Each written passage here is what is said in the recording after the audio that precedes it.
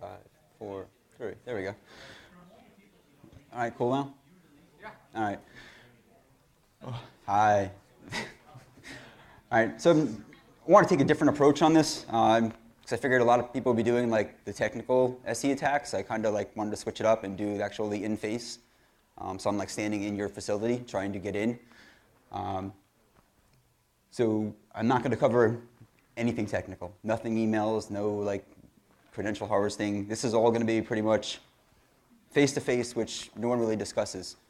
There's a bunch of like misnomers that I kind of want to address today on how to do actual in-your-face SE attacks. Pretty much like all social engineering, it's not new. It's been around pretty much since someone wanted something from someone else. Nothing really interesting. Because as I was writing this, Eric inadvertently released his paper. So if you want to read more, obviously, on his stuff, he published his paper yesterday, and it's out there. You can go on to CSO and read through how to do his attack, which is also in his presentation today.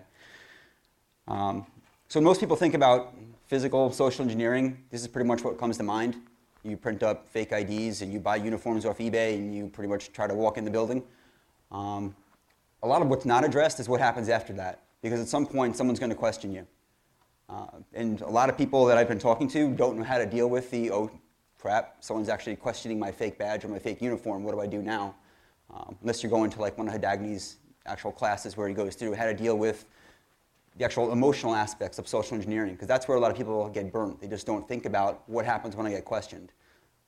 And Dave kind of touched on it at the end of his last presentation about how you appear, and how your presence, how your emotional responses, because once you start getting flustered, obviously, there are physical manifestations that can blow your gig. So if you start getting, kind of how I am now, because I hate public speaking, where you get nervous and your skin either turns really bright red, which I'm known for doing when I get nervous, or you get very pale. And any of that can blow your gig. So the beginning of this is kind of going to be rehashing a lot of what we went over today, but again, the focus is completely different. We're not really concerned with gathering emails because it's useless to us because we're not doing technical attacks. But for the methodology point of view, it's still the same. You're still going to figuring out who you're targeting. But what we're looking at is when we're going through our standard Google attacks for our ASIN gathering, we're more concerned with picking out the key individuals that are in that target organization. We want to know who's in human resources, who's in charge of certain portions of the organization. We want to pick out certain people that may be able to help us without them actually knowing it. So when you go through your standard information gathering, again, from the physical side, you're more concerned with learning who are the important people that you can throw their names out if need be. So for this, I picked on a local company from where I live out in Pennsylvania. And I like to pick on HR because, as was pointed out several times today, they're usually the ones that are most susceptible to both technical attacks and physical attacks. They're used to being inundated with emails and phone calls, and most of the time, they're pretty unresponsive. So when you're going through your social engineering gigs, you want to find out who's going to be the busiest HR person and at least have that name kind of on the tip of your tongue when someone says, what are you doing here? You could throw out the name. Well, I just got hired, Karen sent me over here and I'm supposed to be doing this, blah, blah, blah. As long as you have at least a name for small organizations, it's usually good. Larger organizations that you're dealing with, like multiple branches, multiple facilities, you want to pick out lots of people. You really don't want to pick out the IT people. It's different, again, for this actual in-your-face as opposed to technical. Again, you kind of ignore the technical people when you're doing the electronic attacks. But for the actual on-sites, you want to have those names ready. So when you're going through your initial information gathering, you want to compile a list of all the interesting people at the company. And how you do it, of course, the same kind of query strings you do for any other offset attack. And common sources of information, pretty much what everyone's been saying all day. The only things I add in there is obviously make use of either Maltego, NetGlove, and it gives you a wider base of information. Kind of automates gathering those important people's names. The only extension I'm going to put on that is because it's a social, actual in the face, where you're going to have to interface with another person. You really want to dig a little bit more and go through their social sites, not just to figure out who else is associated with the company, but what they're interested in. Because it's those interest points that actually spawn conversations. If you and I are sitting outside and I walk up to the company and I have to get into it and you're outside smoking a cigarette, I want to know something about you so I can engage you in a conversation to get you more comfortable with me. So it's going to be instantaneous rapport development. And it has to happen within the first couple of minutes because cigarettes only last about 5 minutes. So you have 5 minutes to develop that relationship. So you have to know a lot about the people that are there. And if they sit in their Twitter feed, running out for a smoke, cool, they're going to be out there. So you'll learn a lot about them. Do they have kids? Are they married? Who are they married to? What are they interested in? They just go on vacation. You pretty much want to dump their entire life. And you want to do this for a lot of people that are actually at the organization because you don't know who you're going to run into.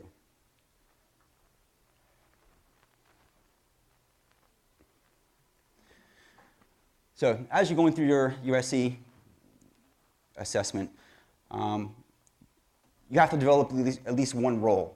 Who are you there impersonating? Usually at minimum it's one, but for some places you have to develop multiple roles. When you're developing your roles, it's not only who you're there impersonating, but it's also your entire life history. Because at some point someone's going to question you while you're engaging them in the conversation. So it's like, oh, do you have kids? Well, do you? You can't hesitate. So your roles, even the background of your roles, have to pretty much come freely. So when we're sitting out there and you're saying, oh, where'd you go to school at? I actually got burnt on one of those. I'm going to throw a lot of burns because this is going to be a lot of background things you guys not do. Where someone said, well, where'd you go to school at? And I threw out a school name that I kind of knew but didn't really know the environment. And the person said, oh, I went to school there too. Crap.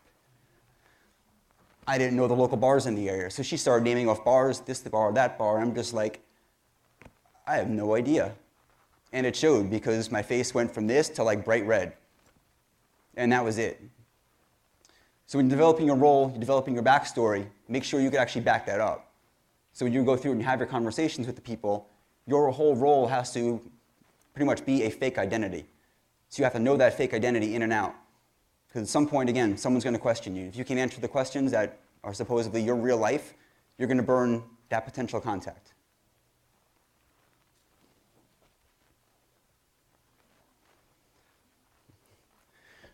Appearance completely varies.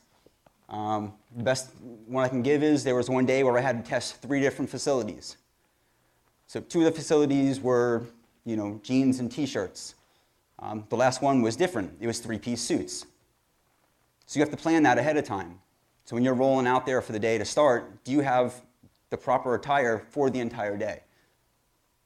So if you're going to roll out in jeans and T-shirt in the morning and knock out 2, and then go to the last one, you show up in jeans and T-shirt, and they're in 3-piece suits, you're done. Because there's an expectation for appearance. So you pretty much have to know that ahead of time.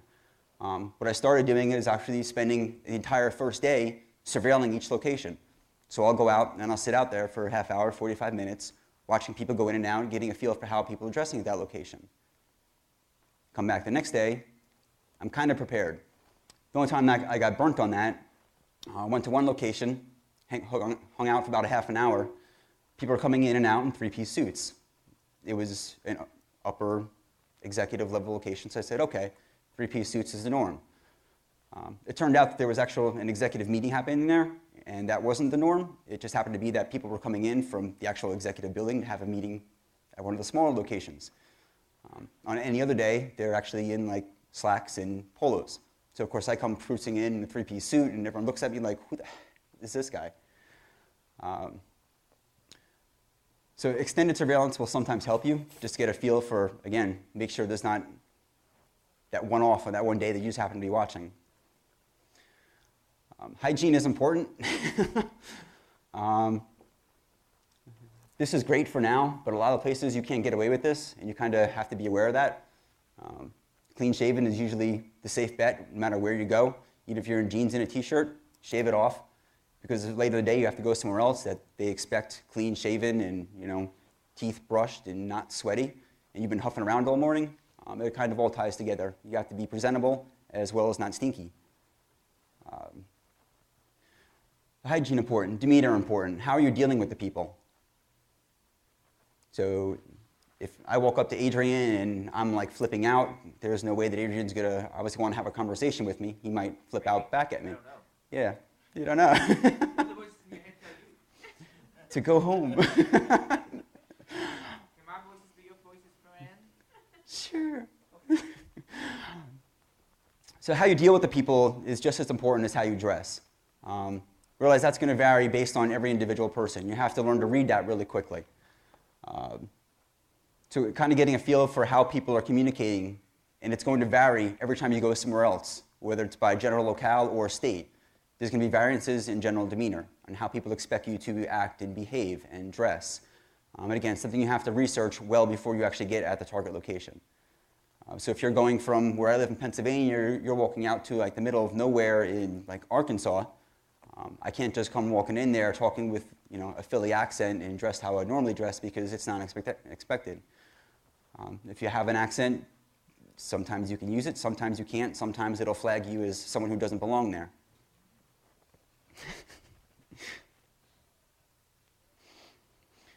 All right. And this is where it starts to get the twist off of the normal stuff, because no one really thinks about this. Emotions are critical, and you really can't control it unless you spent a good portion of your life learning to study your own emotional inadequacies, which sounds kind of like psycho crap. But it actually is critical to every in-your-face engagement, because it's going to vary whether you're dealing with one person or two persons or three persons. Or if you walk into an office and you're talking to one person and 6 people come out of the room and they want to know what's going on. If you can't control how you feel, it could burn you, because again, the minute you start getting upset or flustered, if you can't ensure that you're not going to change colors or start to get nervous or sweat, it'll blow the engagement. So learning to not only control yourself, but help you understand the other people. How are they feeling by just observing their facial expressions? Kind of like in the last slides that Dave did, trust or don't trust. Looking for emotional tics. Are they getting upset? Are they mad? Are they happy? They're trying to help you along with knowing how far you're getting with an individual person. One of the key things they have to remember is smiling. I like to pick on the guys because, outside of you, we're always really nervous, especially when we first walk in the door, and guys are really bad at this for some reason. They think the tough macho thing works all the time because they do it at the bars and they can just transfer that over to dealing with everyone. It doesn't always work. So smiling is going to be one of the best icebreakers you're dealing with anyone, whether it's a male or female target. Just open with a smile. Because if you come walk in the door and you're pissed off, or you have the expression you're pissed off, it's going to offset them. So even just walking in, calm, smiling.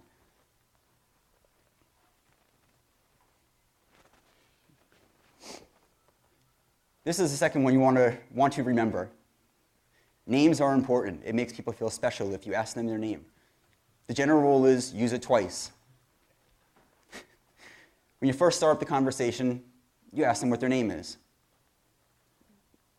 When you're ending the conversation, by whatever, use their name.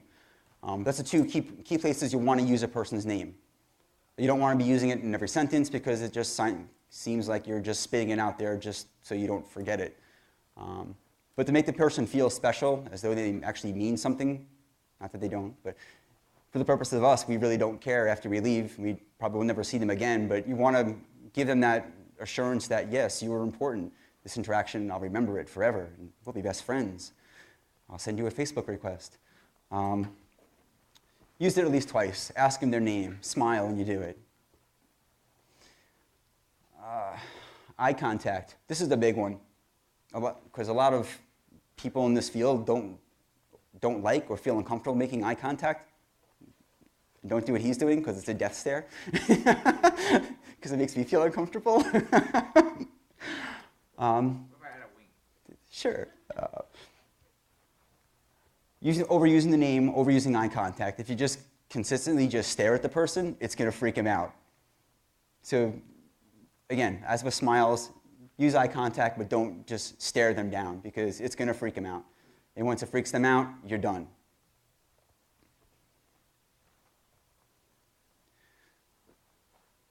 Sorry, I had to use the girl's picture because I was writing the presentation, and it seemed natural. So relationship development, again, it happens quickly. In most cases, you have under 60 seconds to actually develop some type of relationship with your target. I'm not saying date the person or ask them for a date. It's not that. You just have to establish some kind of comfortable ground with the person so that you can get what you need, which is usually in the building. Again, the why you're doing it is because you have to get stuff out of the building to prove that bad guys can do stuff. So you want to do this quickly. Have your background information, what the person likes, doesn't like, what they hate, and play with it. Make them feel comfortable. Make them think that they can trust you. Once you have that trust, you're open to go do what you need to do. If at any point, while you're talking to them,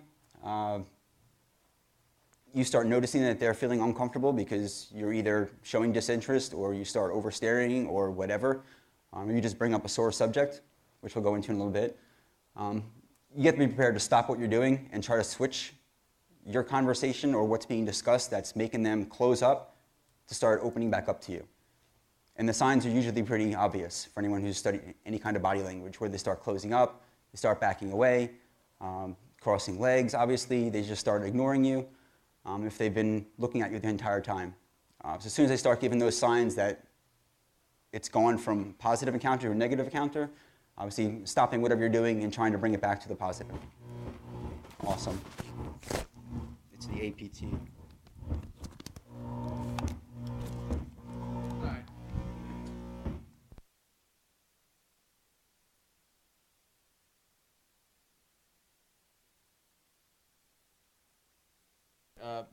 Yeah. Is it working right now? All right, try it again. And I have no idea what happened to the damn clip. I don't know. I blame it on the APT sticker. But we do have to use the microphone, otherwise the camera won't pick it up. Oh, okay.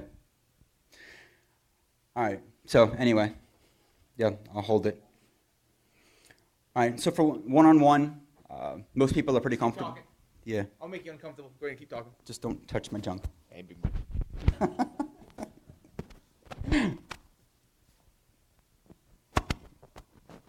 Betty Crocker?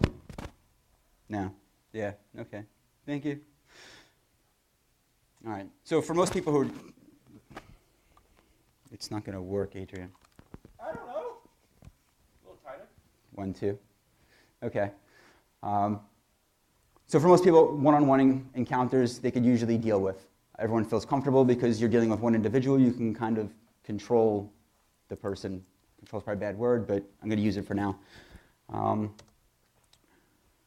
Once other people start joining the party without your invitation, it usually goes weird, especially when you're talking to one person and things are going great, and then another individual walks up and he's kind of wondering what the hell is going on. It changes the entire dynamic of the situation. And unless you're prepared for that switch in dynamic, again, that's usually going to result in an end of a test, because you're going to start feeling uncomfortable and getting all sweaty and red, and it's going to set off bells and whistles. So you have to plan ahead and be able to respond to any of those changes. So if you're having a good one-on-one conversation with him or her, and she comes over or he comes over or whatever, be prepared as soon as you see that person coming that it's going to change and adjust quickly. Of course, it's going to be even more, and everyone's seen this picture because Dave used it. Totally variant, where if you're having one person and she comes over and she's all pissed off and wants to know what you're doing there because you're now distracting 2 of her employees. So learning how to deal with her and him, and now she's pissed off and wants to know what you're doing there. If you weren't ready for it, didn't think ahead about what if 1 or 2 other people came over, again, end of engagement. So to this point, important things to remember. Body language is critical.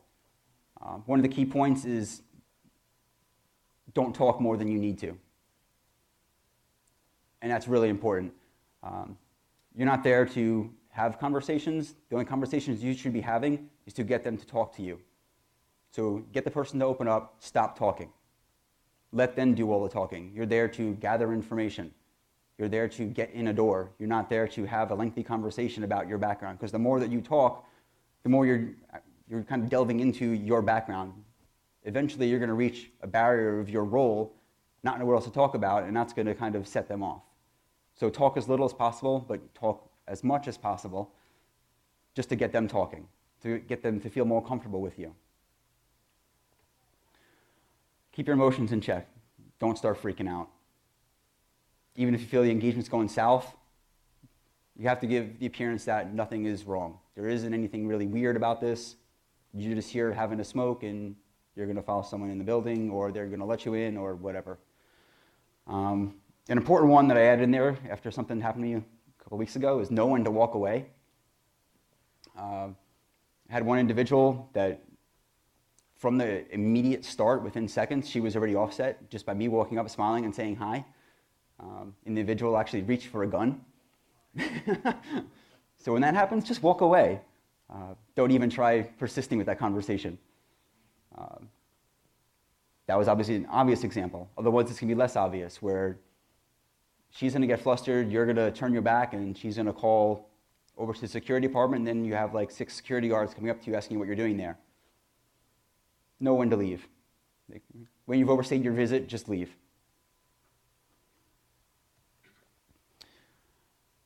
All right. So outside of that, once we actually, if we've done our job up to this point and been able to talk to a person, they either let us in or we follow them in or however you get into the building, your key goal is to get stuff. And just like with the technical stuff, you have to kind of define what the important stuff is, what's actually important to the business. Because just taking random pictures and grabbing stuff off desks isn't really going to affect them. So you have to look for the juicy pieces of information that are laying around, that are actually going to show that some bad guy could have done something that it's going to severely impact the business. People have bad habits of leaving passwords on desks. That's great. What is the password actually used for? Is there more information that could get you onto one of the servers? Can you actually jack in on their network and actually try testing that password to see if you can log into something that's important? Are there open network jacks? Is it after hours? You have lots of time to spare. Can you just plug in and randomly just start popping servers? Do they have anything specific to the business that's really important laying out that their clean desk policy didn't properly address? The really important stuff, not just, oh, well, here's me sitting at your desk. Again, you want to pick out the really important stuff. Other things you want to keep there is, if you're using like your Droid or your iPhone to take pictures, bring spare SD cards. If you can, bring a spare phone or actually bring a camera. There have been times where I didn't think I was going to get into places and I only brought my phone, and just as I walked to the door, the phone decided, Droid being a Droid, it wasn't going to work. So it just shut down and I kind of went, okay, now what? So carry spares all the time, because obviously Murphy's going to pay you a visit once you actually get in. Key point, kind of touched on before, shut up. Let them do all the talking. And just listen. Gather as much interesting information as you can. Especially if you're just like hanging outside and there's more than you and the other person, and people have to just babble. One of the great things when I was used to work in DC was just sitting on the metro around other government contractors and just listening. Because you'd be surprised how much information you actually gather just hanging out on the metro station. So just hang out, listen, hang out in the employee area if you can find it, and just camp there for a while. I guess this is kind of out of order. While you're dealing with the people, there's a concept that I'm sure all you guys heard of called mirroring. If someone's having a bad day, you're having a bad day. If they're having a good day, you're having a good day. If they're having a bad day and you're feeling brave and you want to try to change their bad day into a good day, kind of empathize with them, coerce them or coax them into actually being in a better mood, because once you can do that, they'll kind of open up to you, and that'll kind of give you a better foot in to get in the actual door of the target facility.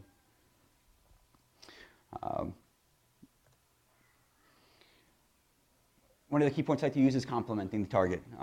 There are good ones and bad ones. You want to try to keep the compliments positive. I've heard some really odd ones come out of some people's mouths as far as complimenting targets.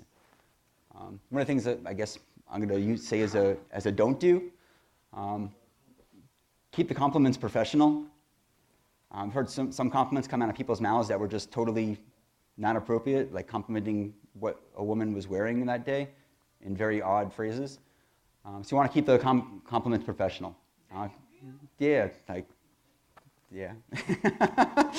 So as the first compliment good, second compliment bad, because it'll probably piss the girl off if it's a girl target.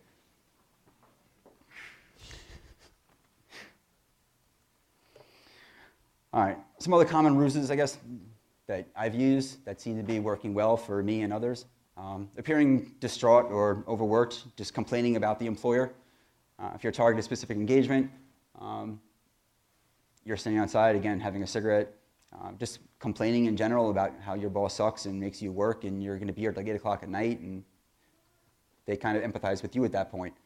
And it works in your favor, then just kind of following them back in the building while still complaining about your boss. Something for something. Promise them something. You guys heard this one earlier with Dave, so I'm not going to touch on this one too much. Promise them t-shirts or iPods or whatever. It still works in physical. The overloaded is one of my favorites because it always seems to work no matter where I go. Typically it's carrying my laptop in one hand and my backpack in the other and walking towards a door, and usually people will be like, oh, hold the door open for you, and you're walking in the building, and it really requires no interaction whatsoever other than thanks. And some of the odd ones, I've actually had people where I wasn't even ready to start doing anything actually just look at me and say, do you need to get in? So just be prepared for that one because I wasn't. But it does happen on rare occasions. Obviously, the easy one is just following the targeted facility. Everyone knows the phone trick. You know, da-da-da, you're talking on the phone, and I'm too busy to actually talk to you, but I'll follow you through the door. Obviously, if you're walking into a building, opening the first door for them, and they're just by general nature, if humans like to be polite, you hold the door for them, they're going to hold the door for you, and you just follow them in the door, and you walk to the first vacant office and sit down and pretend you're working. Usually works. I hear some people that like to do the confrontational one. I'm not a big fan of it because I've been burnt more than I've had success with it, whereas trying to be very authoritative and demanding and telling someone they need to do something or let me in the building, again, I've had very little luck with it. It usually goes south quickly once they actually check who you are. And usually by the time you've already got interesting stuff, but it kind of pisses people off, which goes to the, yeah, you're right, I talk too fast. This is probably one of the most important parts of the entire social engineering engagement because we're all, most people who do this are going to be consultants. You don't want to leave a bad taste in people's mouths because you may at some point run into them again. And even though you were doing your job, if you were a complete tool about doing your job, they're going to remember you. So you want to try to always stay moderately professional and not irritate a whole bunch of people because it will come back to burn you. And once they find out who you are, when it comes like reporting time, for example, and you're sitting in the room and they're looking at you and want to like kill you, they'll remember you. So always try to be professional about it. Obviously, Eric and Martin kind of followed this one earlier and how it's not really effective, but I'm still going to say go with training to address the social engineering because a lot of people still don't have this as part of their actual security awareness training within their organizations. A lot of companies that I find don't really address social engineering. When I say that, they usually address the don't click on stuff, which is Boris's big thing, stop clicking shit. So everyone finds that. But a lot of the social engineering or social awareness training programs don't address, if you see someone, okay, it's don't let people in the building, make sure no one tailgates you. But usually what's lacking is, okay, well, what do you do if you're walking around the building and you see someone and they don't belong here? Who do you report it to? And what do you do? And do you confront them? And you find that portion actually lacking from a lot of it.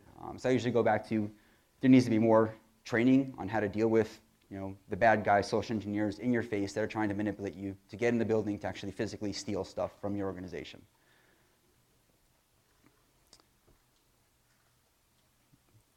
And as usual, I talked way too fast.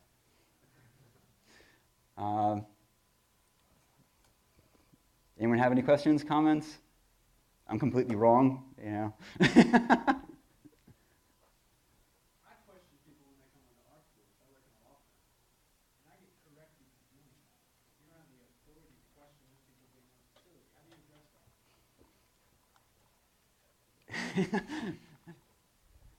I'm pausing because I'm trying to think of the best answer. I mean, it's going to start. It's general. Like first, it's just the environment. It usually comes down to environmental.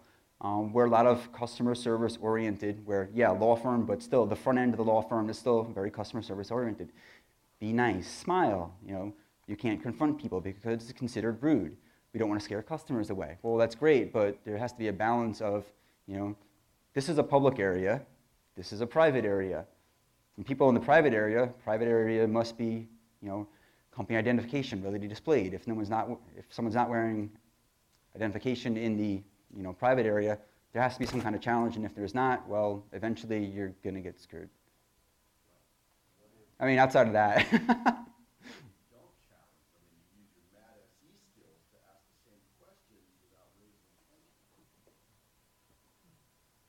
What was the question? When you use your SE skills,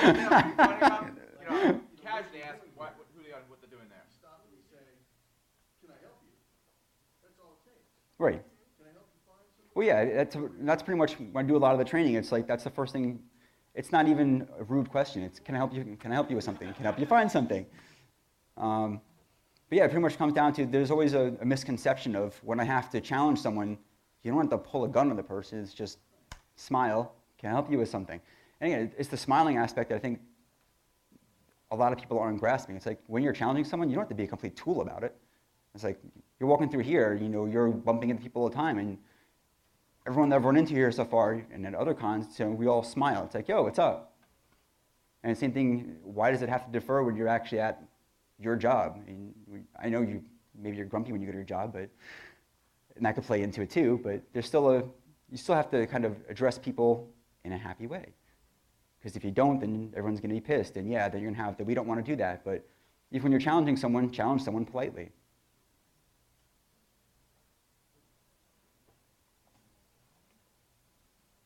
Cool, that's it?